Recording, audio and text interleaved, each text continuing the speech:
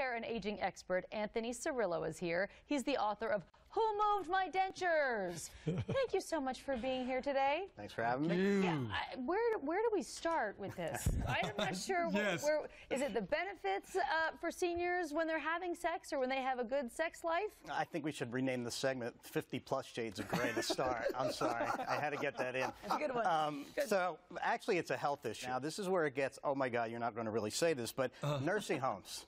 Talk to me. Okay, 250 residents in a Texas nursing home were interviewed, and 8% had sexual relations the month before.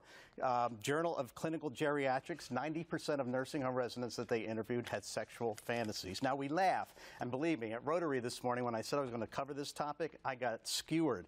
But this is important. I mean, these are relationships. It's just, they're people. They're just older. The main thing you want to be really concerned about is their physical health and ability to actually do the deed. Exactly. Do the deed. I'm glad you finished. I'm glad you finished the sentence. What if your loved one is not really into technology? Yes. Well, good time for a resolution. Okay. And it's kind of interesting because right now, again, with my mother-in-law here, my wife actually gave her first computer lesson this weekend. So that was kind of interesting. That was yesterday. And my mom has an iPad. She's 93 years old. She's on Facebook. So if you want to find Philomena, Russo Cirillo, go find her on Facebook. Imagine, the dog comes out of the lake or the pool and they shake their body, shedding the stress. Mark, I saw the actor Mark Ruffalo in an interview, and he was, it's a tragic situation. His brother was killed in a homicide. It was never solved. And they said, how do you live with that stress?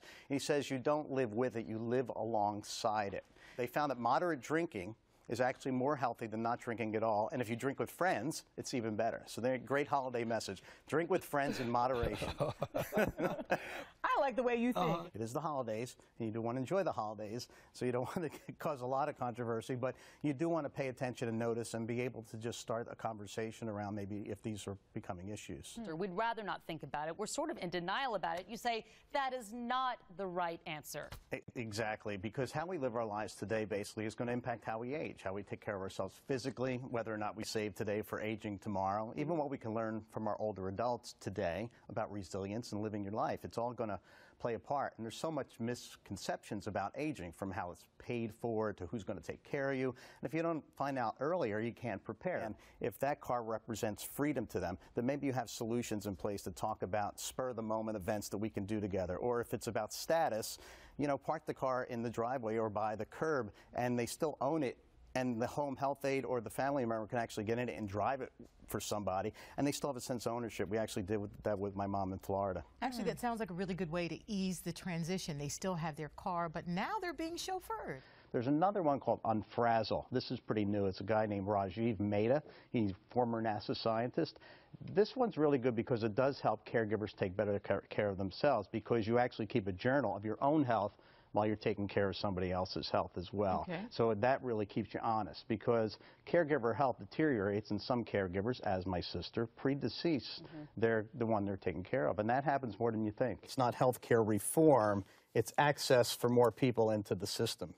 And you have a system that's already overburdened. So what I see happening is that if everybody cooperates, says, yes, I'll buy my insurance, I think the system is going to get overwhelmed. So I think the healthcare experience, when the floodgates open, is going to be something that has to be looked at. How much do you feel that people actually may just refuse to reform in terms of not buying the product, the employers not participating? And how much has that upset the apple cart of all of this working?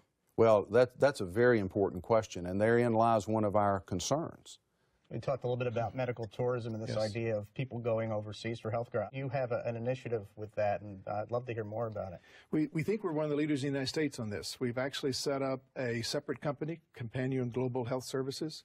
And how has this helped your life and your thoughts for the future, personally? Well, I just think it tells a lot about just what you should be looking at, when you're growing older, that life continues, and you should continue to socialize and make friends, and you should always continue to have lifelong learning and be involved in things, because it keeps you alive, and that's what these people are doing in these facilities. So I think there's lots of lessons for us, too. And you're helping them do that. Anthony Cirillo, thank you so much.